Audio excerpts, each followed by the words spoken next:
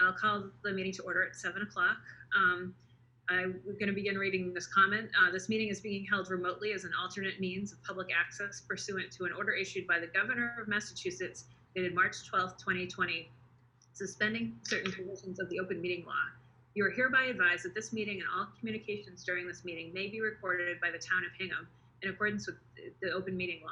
If any participant wishes to record this meeting, please notify the chair at the start of the meeting in accordance with Mass General Law, Chapter 30A, Section 20F, so that the chair may inform all other participants of said recording.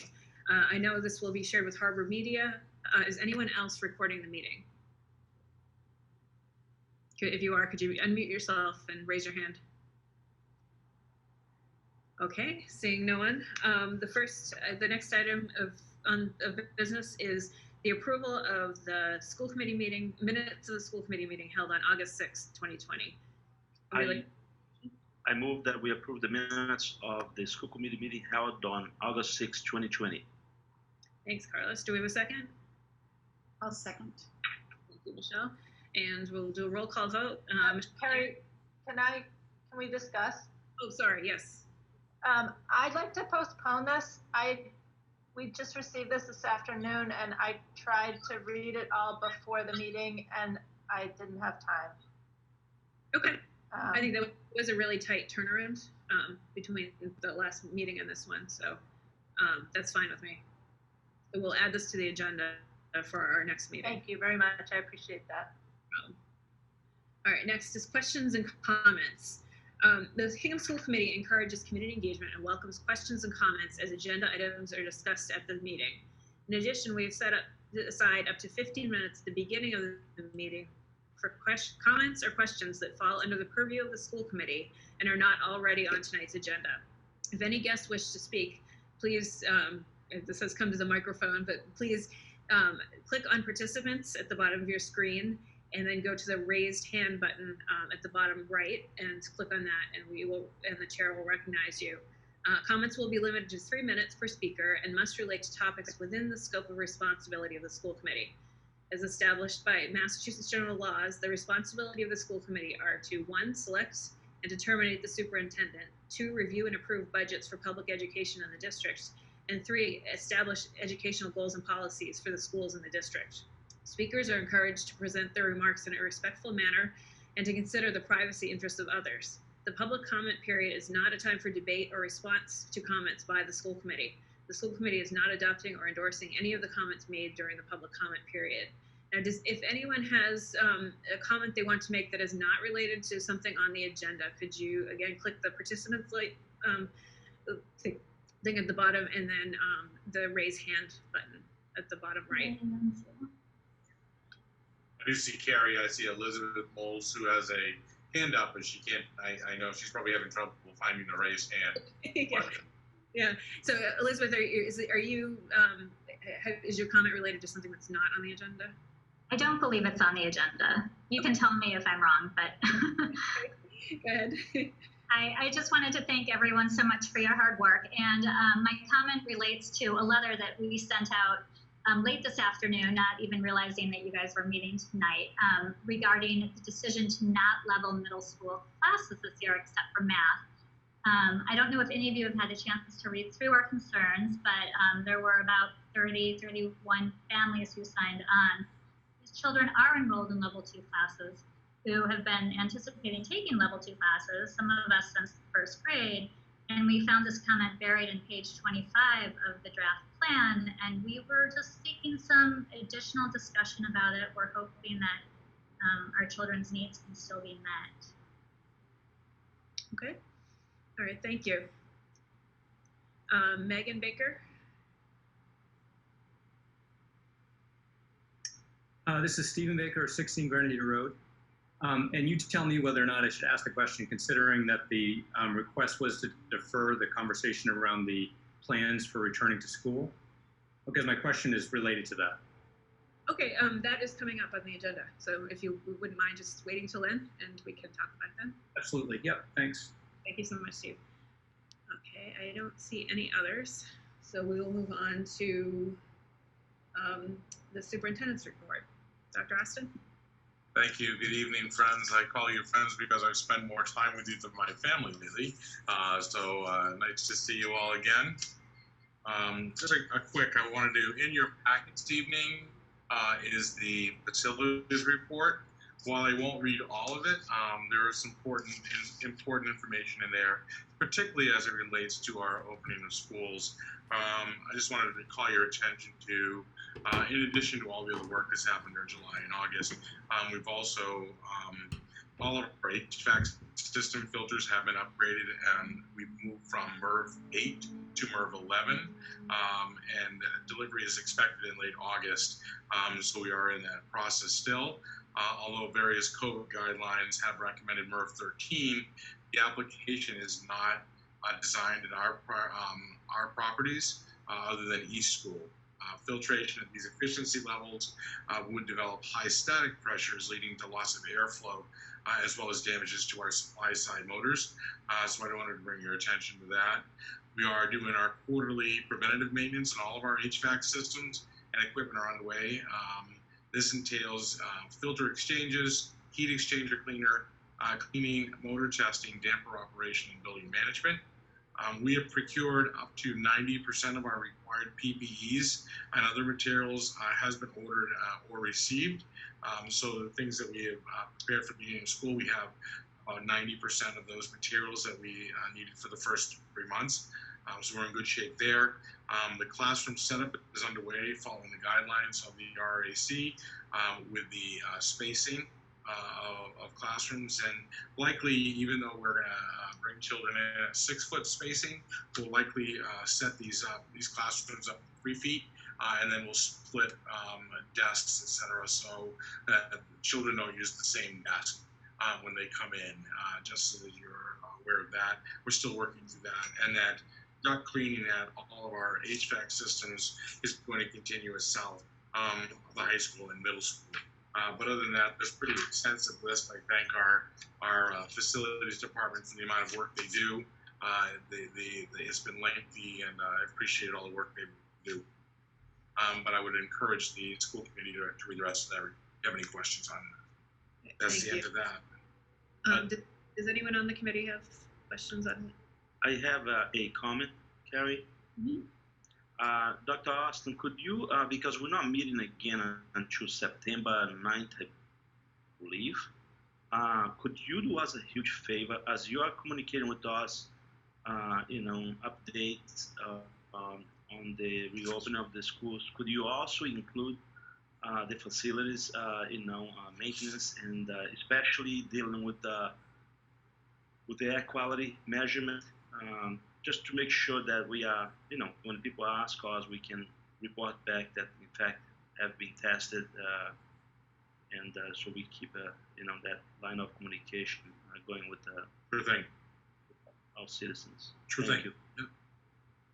Yep. Thank you, Carlos. Does anyone else have any questions on that? Okay, anyone in the public have a question on the facilities report? Okay, seeing none. Sorry. Oh, Elizabeth? Sorry, having trouble with that raised hand. So will East School get the MERV 13 filters? Sorry, would you just state your name and address for the record? Elizabeth Mold, 70 Winter Street. Will East School be receiving the MERV 13 filters? No, they will not, because some of our systems are not made for MERV 13. That's why they said that some will be 11s. If we put 13 in some of our equipment that's not made for that, it'll actually reduce airflow. I'm sorry to interrupt. I don't want to waste your time. I heard you. I just also heard you say East was able to. Oh, East School. I thought you said East. My apology. It's on Zoom. So East, yes. East will get the 13. Yes. Thank you. That's my understanding. Thank you. You're welcome. Okay, next is communications received by the superintendent. Sure. As the communications come in pretty fast and furious. The first one I would say we did receive, and frankly late this afternoon, the letter from 7th grade parents, which was already referenced. I received a number of emails, as always, certainly with questions and concerns about reopening. And the gamut is, some who don't think it's safe to others who want to open fully. Understood. Lots of comments and questions, and I appreciate those. And so we continue to work through those. So I do appreciate that. I think that's pretty much it. I don't think there's anything specifically, that jumps out and says these are just the communications I received. So we'll move forward. Great, thank you. And for other communication, I just wanted to thank everyone. We've also received a great deal of feedback, so I wanted to thank everyone who shared their concerns, feedback, support, and suggestions about the reopening of school. We read every single email and appreciate where everyone's coming from. We also really appreciate the many people in community organizations who have stepped forward to help through donations of resources or volunteering, and I'm not at all surprised. We're very grateful for the community support. So we are working with the administration to organize all of these offers to ensure that we use all of our resources to the best way possible. So thank you again. Does anyone else in the committee have any other communications that they? Okay, seeing none. Item 6.1, to update the school committee operating protocols and act as appropriate. So this is, sorry. I'm sorry, go ahead. No, this is yours. I was thinking that was the school reopening. I apologize. No, you're next, don't worry. Okay, so these are the operating protocols. This is just updating them from last year, and it's mainly about how the committee, how we work together, and just all agree to how that works. Did anyone have any comments on it?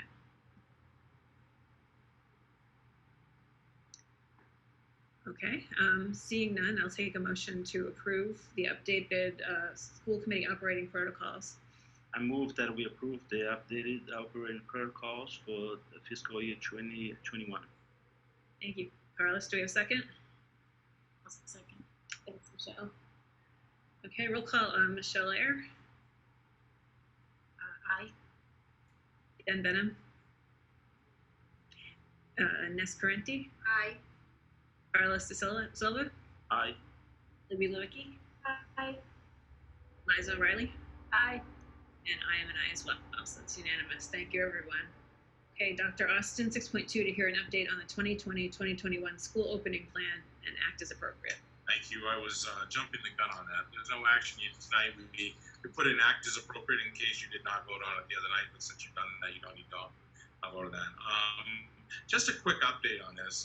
First of all, thank you to everyone who's provided an incredible amount of input, questions. They've read it, I know, and it's much appreciated as we move through this process. I will let you know that Dr. Lavillois put some final touches on that, worked hard for much of Friday and Friday night, and that has actually been now submitted to DESE on time. And I would also caution people that, as I've said many times, it is still a work in progress.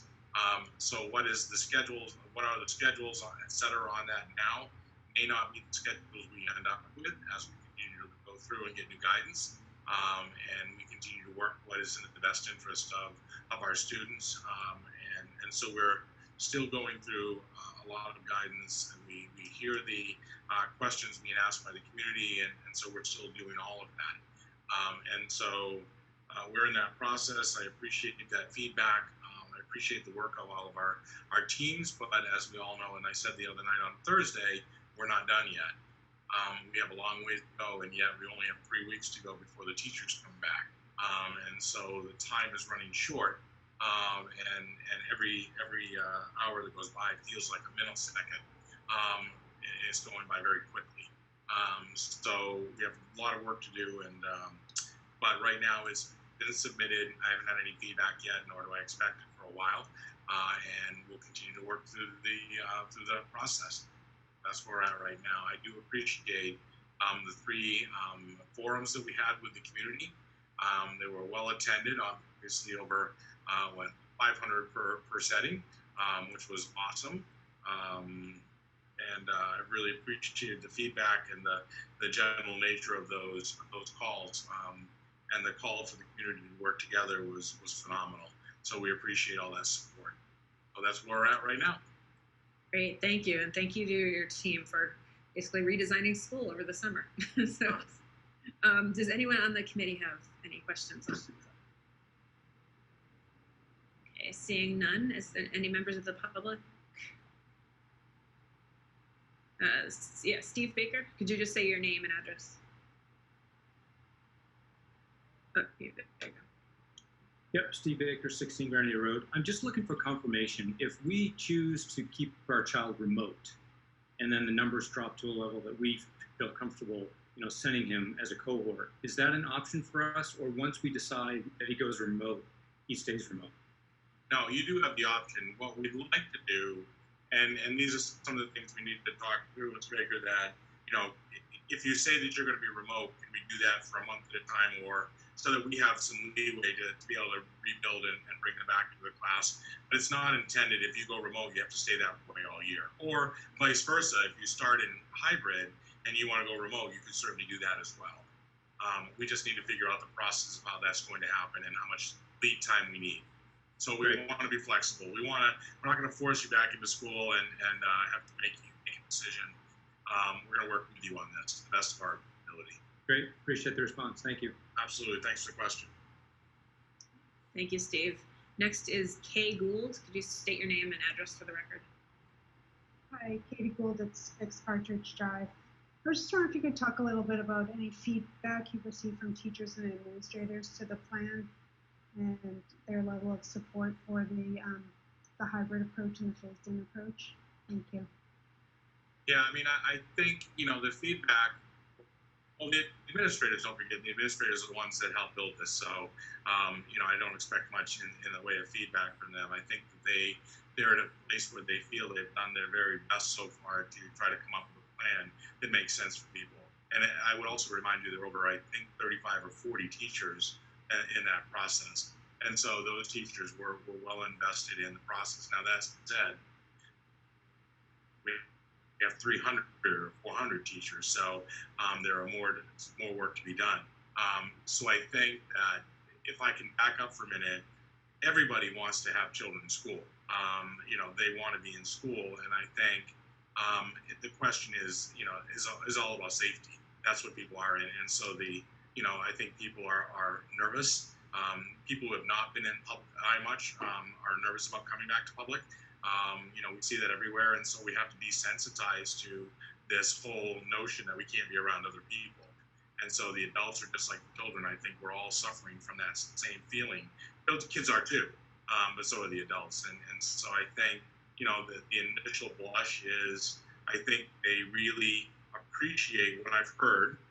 They've appreciated the nature of going into this slowly and phasing up and building up versus straight in and let's just see what happens kind of approach. I think that the ones that I've heard from really do appreciate that there's a phased-in approach where we can take it slowly and get some confidence that we're making the right choice, so we don't overdo something or not prepare for something.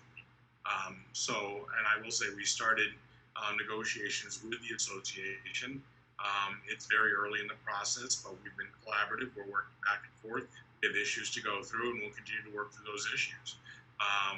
These are working conditions that are changed. These are different. And when Gary Need talks about the redesign of education, that's true, because we have to deliver it differently and let different responsibilities.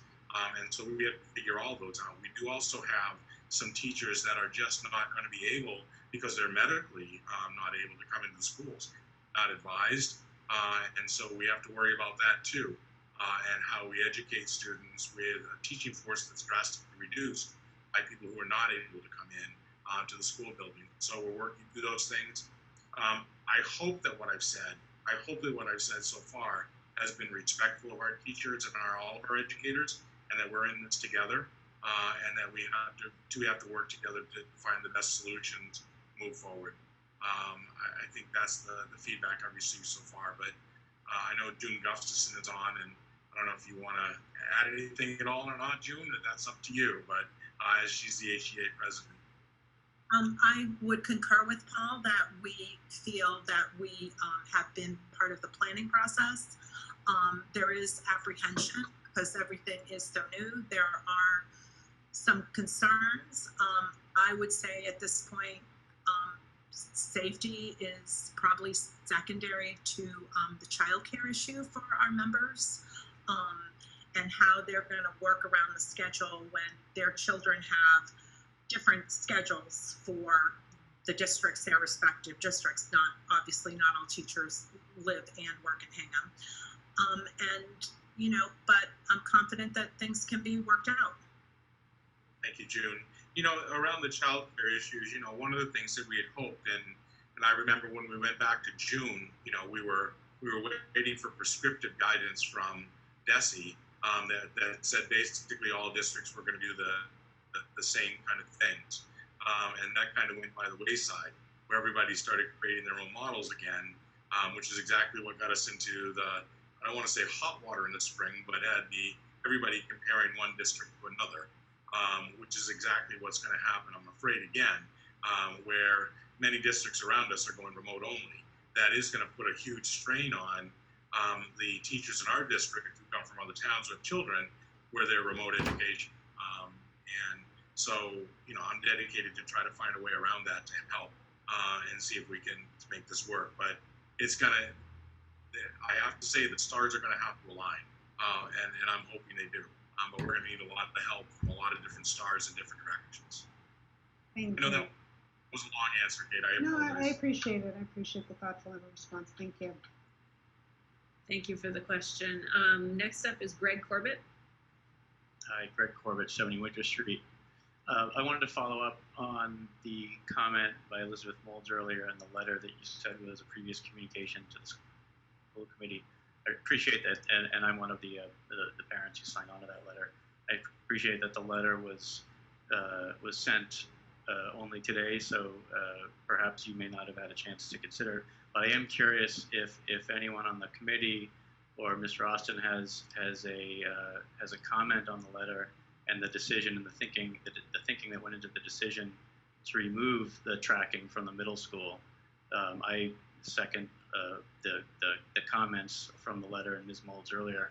I'm aware of studies. There was a 2009 study that looked at tracking and leveling of middle schools in Massachusetts, and I think 78% of middle schools that have a 7-8 grade structure were tracked, and there's evidence to show that removing tracking and removing detracking carries a risk for students that are higher performing. And I know we're doing a lot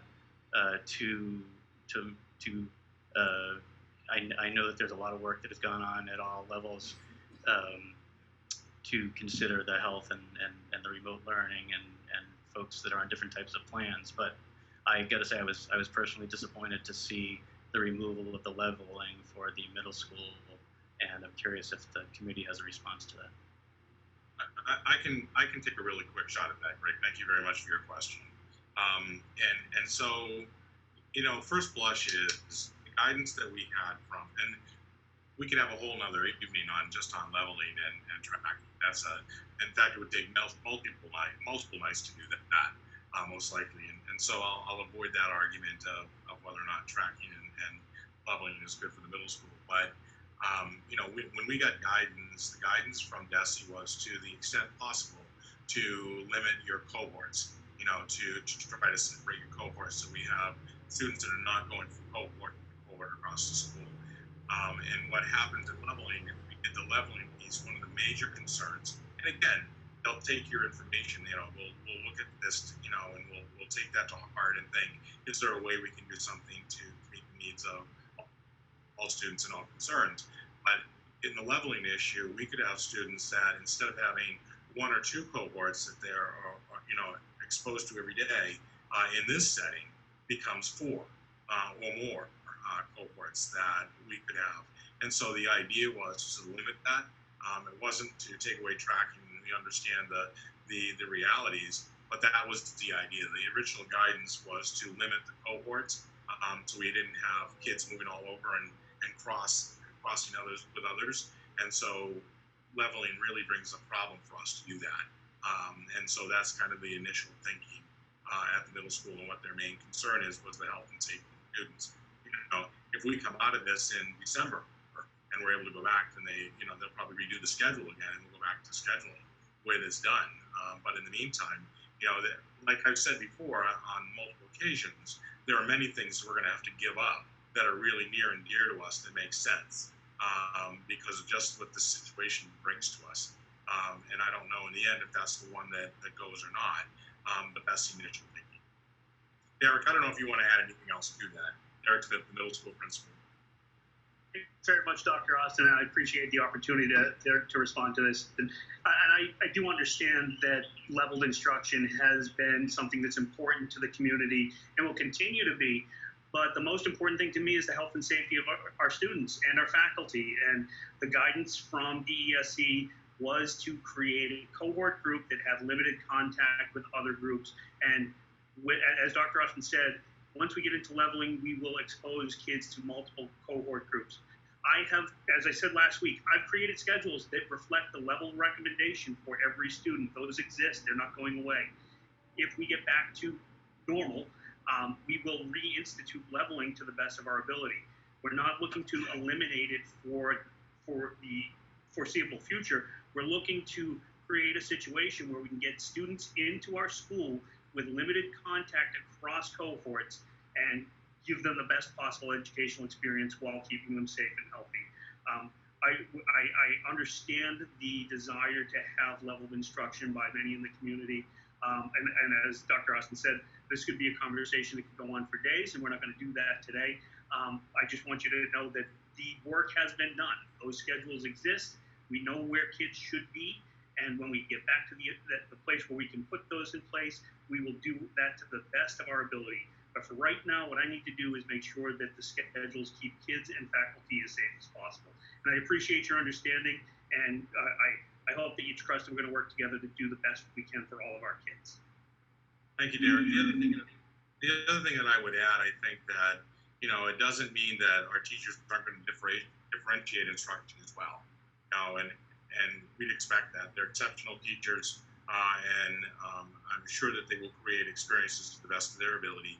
I mean, I think this is less than an ideal situation. Absolutely. Absolutely not. It's just less than ideal for all of us. Right. And so we'll have to work through that to see what we can do, make it the very best for our students. So thank you for the question. Liza, did you have something? Yeah, Greg, if you wouldn't mind sending us the link to that study, because I've always seen the opposite of everything that I've researched, so I'd be interested to see that. You can share it with the full committee if you desire, but I'd appreciate it. Thank you. Yeah, happy to. Me as well, Greg. Thank you very much. Happy to, sure. Michelle Paterniti, sorry if I mispronounced that. No problem. Michelle Paterniti. I live at 13 Thompson Avenue. I was just trying to understand, so is the plan to still level for math, or is that off the table as well? I'll let Derek answer because you don't want to get into middle school. So I'll let Derek. Thanks, Paul. I appreciate it. So math is the most striated of all the various core content areas, and the curriculum varies so much level to level, and the differentiation is much more complex. So what our initial thinking is, we're going to use the math as our foundation. The recommended math levels for our 7th and 8th grade students will drive our cohort groupings. The other factor that we're going to include in that, in developing those cohorts, is the world language choice that students have been involved in. It would be unfair to say to a student going into 7th grade, I know you took French last year, but your math class is a Spanish math class, so now you got to do that.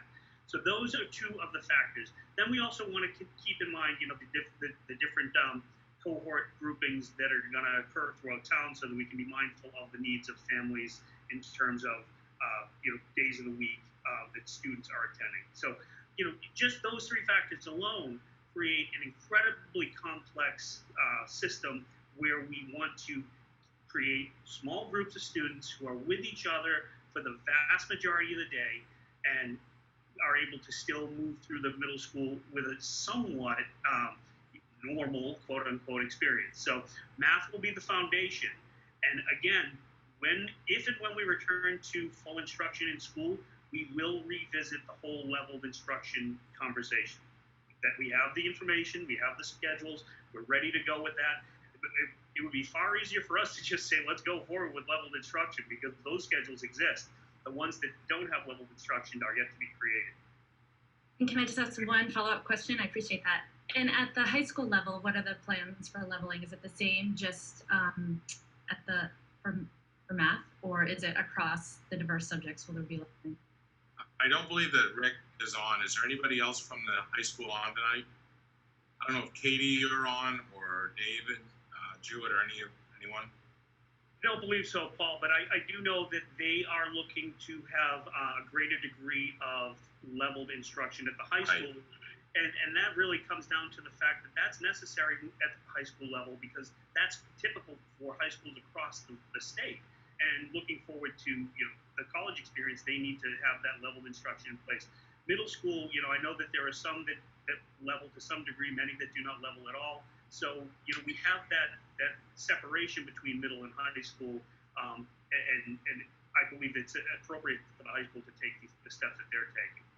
No, I understand. I just think it would be interesting to figure out how they are sort of creatively solving the cohort issue and the COVID tracing piece too that you mentioned. So it seems like, there is a little bit more flexibility there to sort through the cohort. I think that's our biggest. That's what we've talked about, the complexity of the high school itself. And it's not so much that there's more flexibility; it's that we have to be flexible. It's not a desire. You don't have to. The reality is that we have more flexibility with the middle school than we certainly do at the high school, and what students takes. I think that's exactly what we're trying to work through, and how to make that happen. Okay. Thank you for your question. Okay, thank you. Elizabeth Mould. You're muted, Elizabeth. Elizabeth Mould, 70 Winter Street. 2 questions. You're already creating special ed cohorts, and so I would just argue that this cohort's needs are as important and they should be prioritized. And my second question is, if we all go remote, which is unfortunately possibly a reality, then what? Do we go to level classes? Do we stick with these other schedules? Is there a plan for that? It seems short-sighted to plan around bus schedules when it's likely that none of us will be on them. Thank you. We're still working through it, Elizabeth. That's all I can tell you. These are questions that we're grappling with every single day and trying to figure out. There's a lot of work to still be done. Thank you. And I do appreciate your work. I know you do. I know, and it's just so complex. I know. I wish I had more answers for you tonight. We're in the same boat everybody else is around the Commonwealth. Trying to work the same exact questions out. And these questions that you're asking, the same ones everybody else is right now. And we're all trying really hard to figure it out in a very, very short period of time. Feels like we had a long time, but we didn't. We appreciate it. Thank you. June Gustafson. I just want to address the leveling situation because I did have a child who went through Hingham Middle School, and I had a child who went through a middle school in another town. Both of them went to high school. One was, my older son was in all high-level classes in middle school and continued through honors at the high school level. My younger son was in one advanced class in 7th grade and then second advanced class in 8th grade and did all honors and AP classes at the high school level. So I don't necessarily think that leveling is always the panacea for students who are going to achieve. And I think that the upper standard classes mixed in with the advanced classes could actually be very beneficial. And I think our middle school teachers are really good at differentiating their instruction. Okay, thank you, June. We are going to move on now to new business. 7.1, to hear an update on the 2020-2021 school calendar and act as appropriate. Sorry, I got to catch up with you now. As I had already said previously, we have to make some adjustments to the calendar to accommodate for the change in the requirement for student days from 180 to 170. We've been talking about that for a while. And so the calendar that you have in front of you this evening in your packets has that change where instead of the 31st being a student day is now teacher day. So there's a little change in the calendar other than they're now teacher days instead of student days. except on the 14th.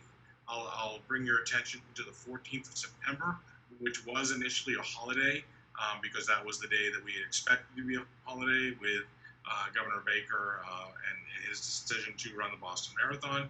Now the Boston Marathon is not running, it's no longer a state holiday. And so we put that in. And we also wanted to use that day, so it gives us one other day to have the students back a little bit sooner on the 16th, or as quickly as possible on the 16th. The end of the year actually backs up by this, the way we've done the schedule. And now instead of the last day being the 16th of June plus the snow days, and hopefully there won't be any, it's now the 15th of June being the last day plus the additional 5 snow days, bringing it to the 21st of June if we need those or beyond. So that's the calendar. All the changes have been made. Great, thank you. Does anyone on the committee have any questions or comments on the calendar? I have 2 quick things. One, Paul, please note during the teacher training that September 1st is primary day, Right. which the town clerk will be very glad that full school is not going on, but if staff are in there, don't use the gym. And then the other thing is, it's my understanding that there's now a state holiday on June 19th for Juneteenth. And I don't know, this year that falls on a Saturday. I don't know how that is planned to be observed, but it's something that we should check in the event. I don't know if we're gonna have snow days, but hopefully we can do remote learning on a snow day if we have it and we don't have to back out school or we don't have another emergency. But I think we should just have the heads up about how that could impact the end of the year. Yeah, that makes sense. I did not hear that the 19th was going to be a added holiday, so thank you for that. And remember, I'm from Maine. I don't call snow days, right? I think that's what it was. Well, my kids now, they're all like, no more snow days. Yeah. We're only going to have remote learning. This is like the worst part of coronavirus, that we'll never have a snow day again. You would think we'd be able to do that. That's all I had. Thank you. Thanks, Liza. Does anyone else in the committee have a question or comment on the calendar? I just had one. Typically, kindergarten starts after everyone else. Is that different this year? Is everyone starting on the 16th? We believe that everybody is starting on the 16th. Remember that first 8 days for K-5 is small group instruction, etc. So everybody will start the same. Okay, great. Thank you. So I will take a motion to approve the 2020-2021 school calendar. I move that we approve the school calendar for fiscal year 2021. Thank you. Do we have a second? Second. Okay, so we'll do roll call. Michelle Ayer. Aye. Jen Benham. Aye. Ness Carenti. Aye. Libby Lewicki. Aye. Oh, sorry, Carlos De Silva. Aye. And Liza O'Reilly. Aye. And I'm an aye as well. So the calendar is approved as presented. 7.2 is to review subcommittee and project reports. I'm not sure how active everyone has been, but I guess we'll go in the same order. Michelle Ayer. Oh, thanks. Just a quick side note. I just Googled the Juneteenth for 2021, and it's a Saturday holiday. So it doesn't look like it's observed on the school day. But thanks for noting that. Like Isaac said, it's an important holiday. I just had one quick update really on METCO liaison position. Ness and I, along with Dr. Austin and Carol Perez, the METCO director, had an amazing meeting with the METCO parents. A couple of nights ago, we did a Zoom meeting with them to talk about some of their particular concerns or questions about the reopening plan and how it relates to transportation, safety protocols. It was a great meeting. I think there were about 25 parents and guardians in attendance. It was really well done. They had really, it was great interaction, and we are going to make that sort of a regular occurrence to have those meetings with Dr. Austin, Carol's, and the METCO parents for them to share their particular concerns, particularly in this environment as we are in sort of this hybrid model. So it was very well received by the parents, and forward to keeping those going. There is also, I think everyone should have received it. If you didn't, let me know and I'll forward it to you. METCO is, there's an anti-racism in schools event happening on, sorry, get the date. Ness, do you remember the date? August 20? It's August 27th. August 27th. Has everyone gotten a invite to it on the school committee? It may just have been me and you, Michelle, because I think Carol sent it to us. Okay. I will forward it to folks if they are interested in attending, but I am planning on attending. I believe Ness is as well. So, Libby, I'll add you to it. Yeah. And that is it for me. Okay. Jen, do you have anything? No. Okay, Ness, do you have anything? Yep, I have Finance Subcommittee met on Friday. Now that the reopening plan has been voted on, the administration is working on the specifics on rolling that out. The operational impact will be based on what comes out of that process. As a result, John Ferris and his team have kept the fiscal year 21 budget the same. They're tracking all the COVID-related expenses, things such as technology, PPE, and cleaning supplies. They're also only purchasing essential items right now, such as projects going on for facilities, PD, reimbursements for memberships and subscriptions, and they are waiting to order non-essential items such as supplies. Part of their purchase was iPads for K through 2. There's been about 650 iPads ordered. All laptops for the teaching staff are in and are being distributed. Chromebooks were ordered, but they're back ordered due to the fact that everybody else is ordering them in all the districts around the country. We ordered 700 Chromebooks. Approximately 300 of those are needed for 6th grade. And then just a side note too, the state is also ordering Chromebooks. So Dr. Austin mentioned that if we didn't get ours in on time, we could always purchase them from the state.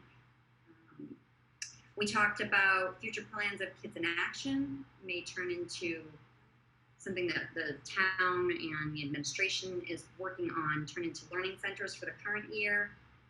We're working with the town on space and support to run that program.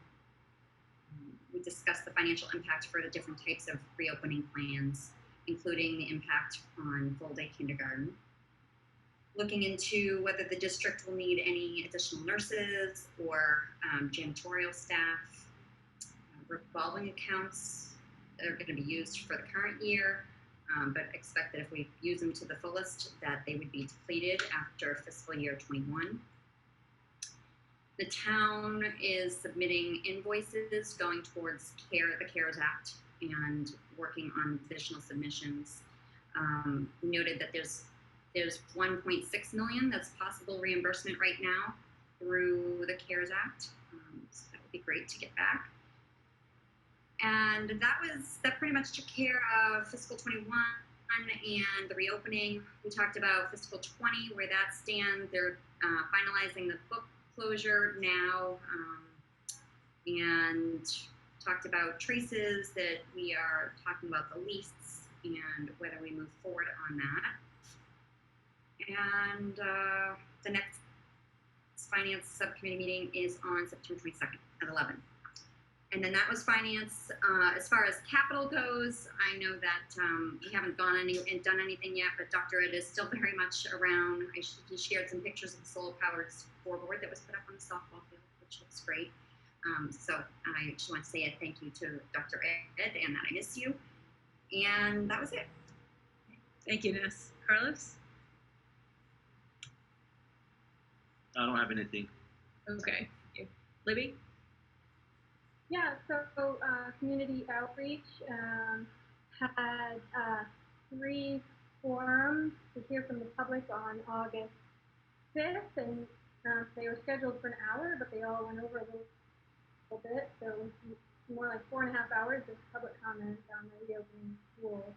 And then now we have a coffee scheduled with the superintendent on August 13th at 9 o'clock in order to hear more from him on the updates and to ask more questions.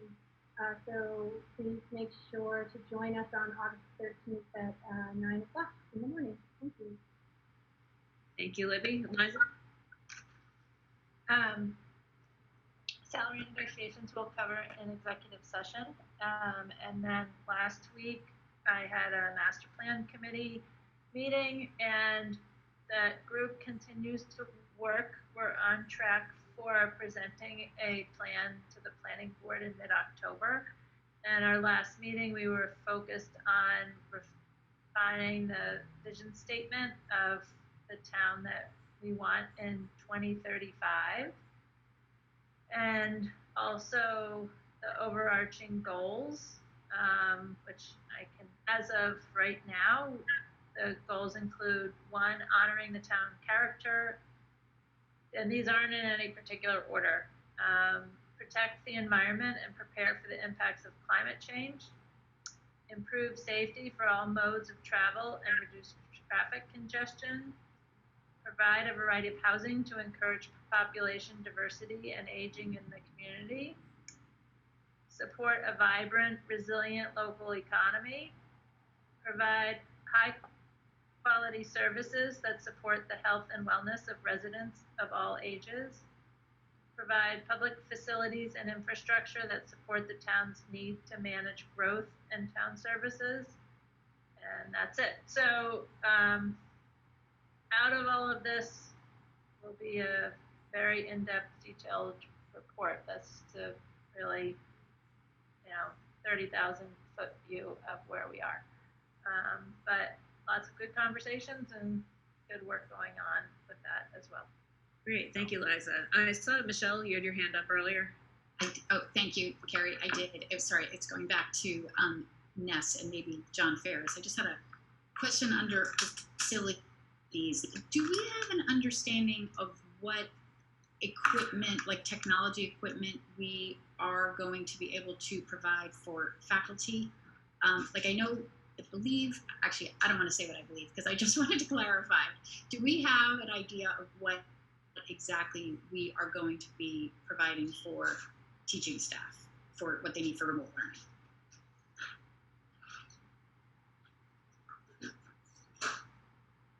Are you specifically talking about video cameras, PPE, or? Yeah, I guess really not PPE. I know what we have there, but I meant like for technology. So I think laptops, but are people, or is it, or just an idea of what we're spending on technology and what that technology includes? Like, are we providing cameras? Are we doing iPads? Are we doing all that stuff? Yeah, there's 307 laptops. There's iPads. There's Chromebooks. There's licenses to facilitate online learning. There's webcams. We put on the list now some dual monitors so that they have some viewing.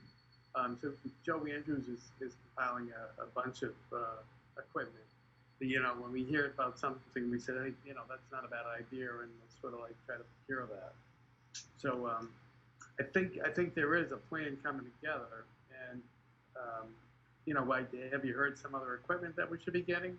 No, I was curious, sort of for two reasons. One, because I was thinking, like, looking at the calendar, like, oh boy, it's happening fast, right? it's coming back. It's coming soon. That just they're going to start getting back to their classrooms and start preparing. And so I was thinking they may or in the meeting where there's a lot of people asking, a lot of parents are asking, what can I do? What could I do? Teachers need computer equipment. Could the PTOs buy cameras? Could we take up a collection? And I just didn't know if there was sort of an inventory of what we had available for technology for teachers, or if teachers knew exactly what was available and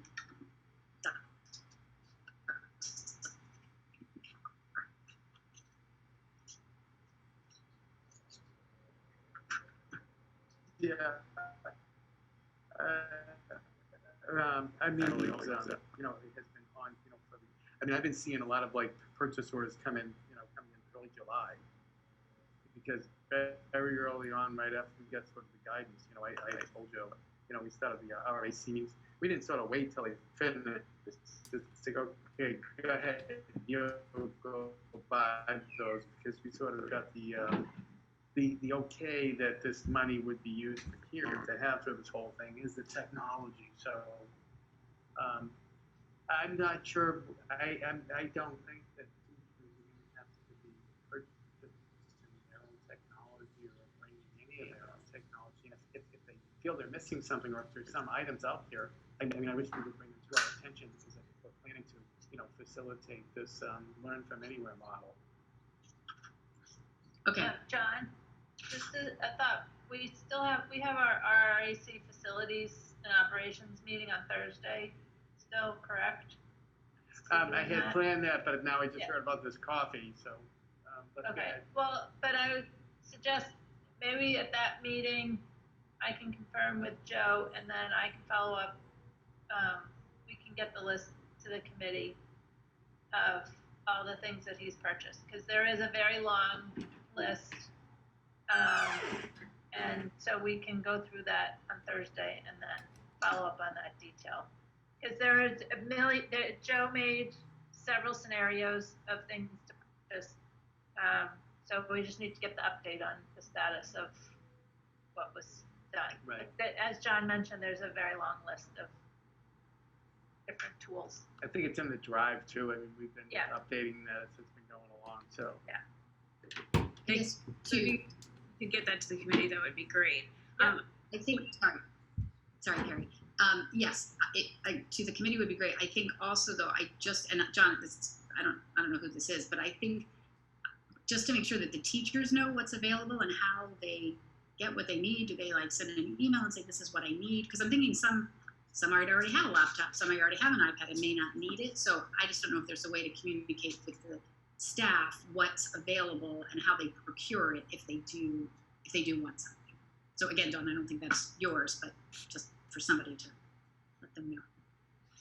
Okay, great. Libby? Sure, yeah, thank you. Hi. So I think that's pretty awesome that the school feels like they'll be able to provide a technology need for all of the teachers. But I wanted to emphasize something that M.G.L alluded to, in that a lot of the community members are looking for how they can support, and maybe not technologically speaking, but the teachers are actually going to need a lot of other kinds of supplies. So we're looking through creative ways to get manipulables into the hands of the children.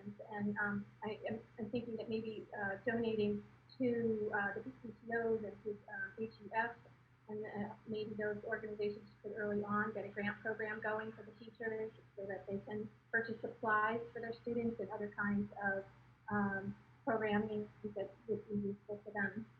So Libby, that's what we were just at the very beginning of the meeting. And we're trying to organize all of that together. So I think I just ask the community to sit tight, and so we can organize it rather than having different groups doing things on their own, because it's just going to be a better use of resources.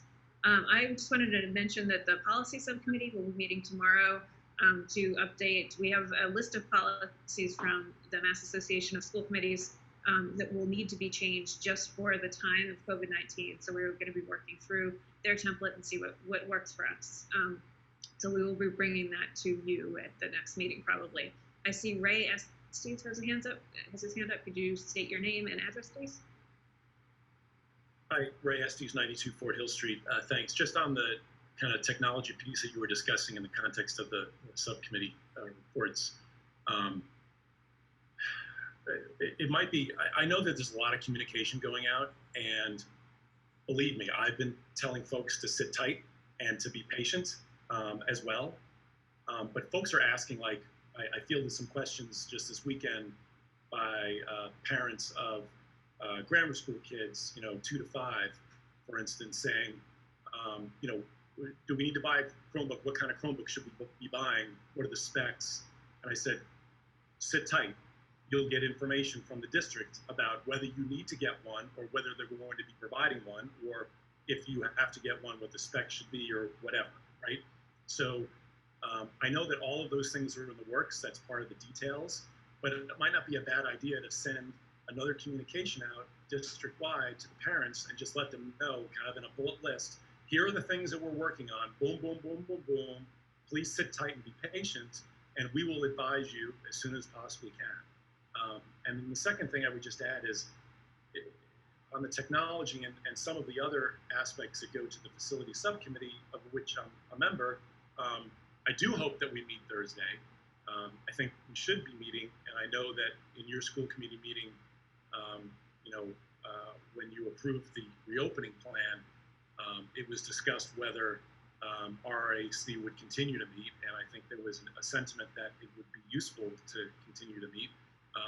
I think it should, particularly with respect to technology, because I think we had a couple of calls to discuss things in the subgroup, but otherwise, Joe Andrews is just kind of doing things on his own, which is appropriate, but I thought it would be helpful if kind of the groups help each other and participate, right? So if we can have these meetings and discuss these issues, and maybe we can help brainstorm, maybe we can dole out jobs, maybe we can assist in some way. I really think that the RRAC can be used a lot more effectively over the next few weeks, perhaps than it has been over the last month, to help kind of get everybody over the finish line. And I know that there are members that are eager to participate. So that's my suggestion. And thank you, Ray. Okay, so next on the agenda is to discuss the approval of a virtual 6th grade at Suascuela and act as appropriate. Libby, do you want to take this one? Hi, yes, please. Hola. I want to welcome and introduce Sandra Baldeon, the founder and secretary of Suascuela. I know I saw you on earlier. There you are. Hi, Sandra. ¿Cómo está usted? Oh, you're muted. You have to unmute yourself. I don't know how to say mute in Spanish. Hi, how are you? Very well. Muy bien, gracias. De nada. Bienvenidos. So, this is a very exciting moment, I think, and it's all happened so quickly because on July 20th, the Hingham Public Schools received an application from Suascuela to create a virtual 6th grade program. And so it's the responsibility of the community outreach subcommittee of the school committee to go through an extensive checklist to make sure that they're meeting all these points, and then recommend to the school committee for approval or not. And so we got the application on the 20th. The subcommittee met on the 28th and reviewed all of the items on the checklist, and we were able to check off most of the boxes and ask for some clarification on a few points, and then met with them again on August 4th in a virtual meeting. And Sandra, is any of your other partners here with you today?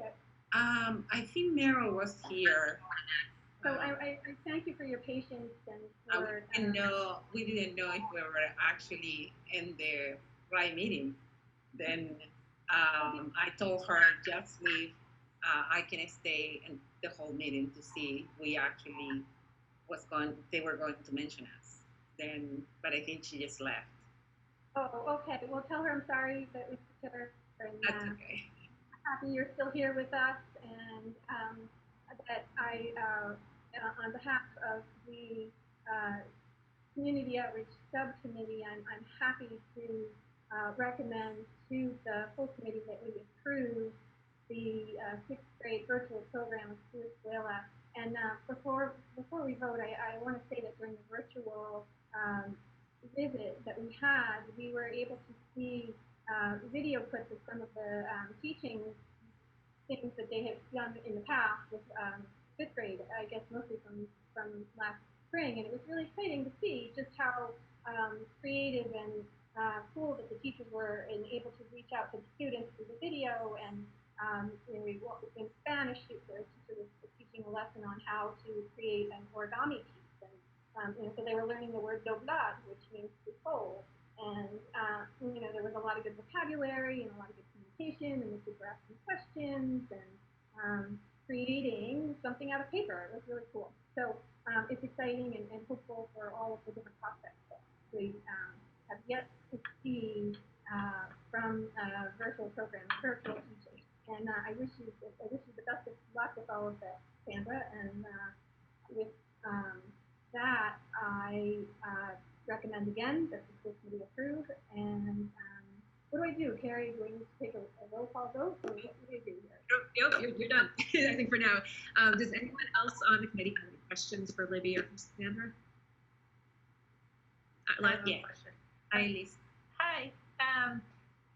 So is your intention to keep this, so when COVID-19 goes away, is your intention to keep this as an online program, or is this establishing a 6th grade that could potentially be in person? No. As well, or? This year will be, 6th grade will be full year virtual. Yeah. They will not go back to facility because we are not, everything is being virtual. Then we will be approved as a virtual, and it will be the full year virtual. So did you have an in-person 6th grade last year? No, we had a 5th grade person, okay. And then the videos that were showed during our presentation in August 4, they were showing what we did for 5th grade. That is the same student that will be moving to the 6th grade virtual. Then, yeah, we had until 5th grade. We have until 5th grade in our facility, but we did a virtual after March 13. Okay, but then, so after this year,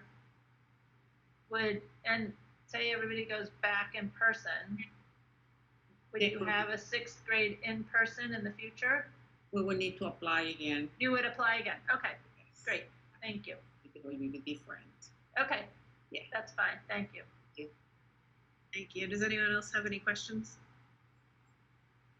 Okay, that being said, I will take a motion. Libby, do you want to make the motion too?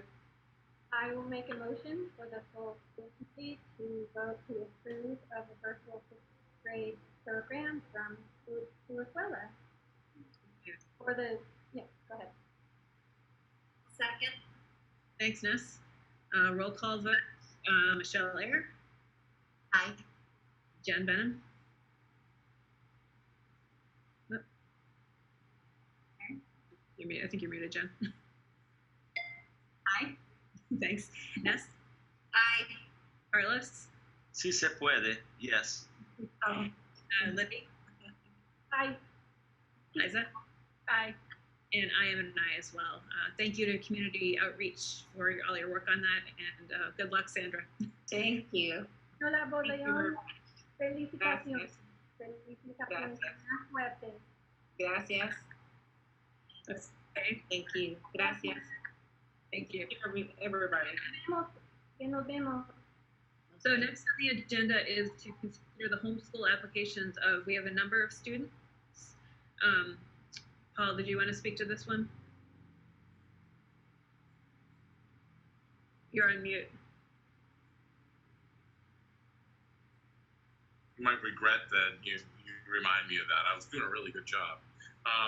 Just a quick update.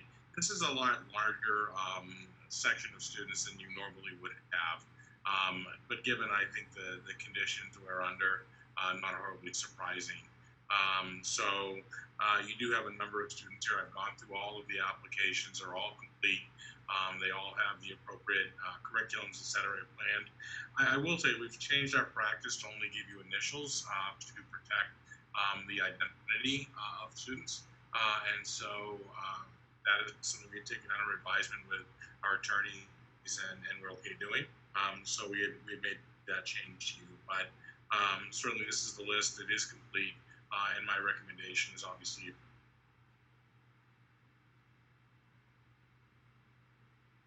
Does anyone have any, on the committee have any questions? Just wanted to mention, Paul, although we are not mentioning here today, it remains a public record. So if anyone would have a question, I would like to see who are the students. That is a public record, correct? I don't That I'm not sure of. I don't believe so. You can't see the public record of a student because it's a minor. So what you're voting on is the public record tonight. They can certainly see this public record. I mean, what I meant is the public record in terms of the names only. I'd have to double check that. Okay. I'll have to double check that. I will double check that. With that, is one motion to cover all the students be enough, Carrie? Yep. All right, with that, I'll make a motion that we approve the application for homeschooling for the following students. Student KC, grade 3. Student LG, grade 1. Student ST, grade 1. Students AB, grade 1. JB, grade 2. BB, grade 4. EB, grade 5. Student EW, grade 1. Student KM, kindergarten. Students RO, grade 4. SO, grade 3. NO, grade 1. Thank you, Carlos. Do we have a second? I'll second. Yeah, thank you, Michelle. And we'll do a roll call vote. Michelle Ayer. Aye. And Benham. You're muted. Just say aye. Aye. Ness Parenti. Aye. Carlos De Silva. Aye. Libby Lewicki. Aye. Liza O'Reilly. Aye. And I am an aye as well. Okay, so it's unanimous. Other items may not reasonably known 48 hours in advance of the meeting. Does anyone have anything? Dr. Austin? Yeah, thank you. Just a call out to the community that we are in desperate need of substitute teachers as we approach the year. And I want to encourage anyone who's ever thought of doing that to get in touch with Susan D'Amato, our new Human Resources Director, for an application. I think that's all online as well. But this is the time that as we consider to continue to consider going to school in the fall in person, we are going to have a number of teachers who are unable to do that, a number of staff, and we're going to need those folks to volunteer for those sub positions as many as we can get. So I would encourage people to please do that. And I do anticipate that we will have quite a number of potential openings. So I just appreciate if you would consider applying to be a substitute teacher. Great, thank you. And I also have something for 48 hours. Can I ask Dr. Austin something? Clarify what the qualifications are for a substitute teacher? Yeah, the qualifications that we have, I believe it says they require a bachelor's degree. It doesn't necessarily have to be in education. That is something that the policy committee could take up on an emergency basis because we have a number of people who may not have a bachelor's but may want to become subs for us. So, but right now, the policy says they have to have a bachelor's degree.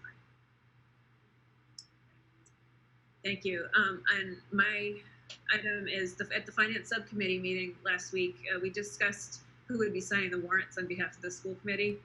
As you know, Dr. Ed did that for us. So the chair or the chair's designee signs the warrants. So as of now, I'm going to appoint Ness Parenti as my designee for warrants. So either she or I can sign them. And then Ness will also update the committee on warrants signed at each meeting during the subcommittee and project reports. So next is adjourn to executive session, not to return to open session. Would somebody like to make a motion? I'll make a motion to adjourn to executive session, not to return to open session for the purposes of approving a minutes of the executive session held on July 27th, 2020, discussing strategy related to collective bargaining negotiations with HEA Unit A for the memorandum of agreement for reopening of school for the 2020-2021 school year, the public discussion of which may be detrimental to the committee's bargaining position.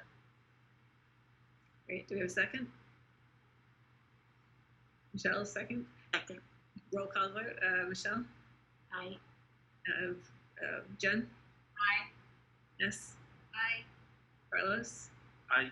Libby? Aye. Liza? Aye. And I'm an aye as well.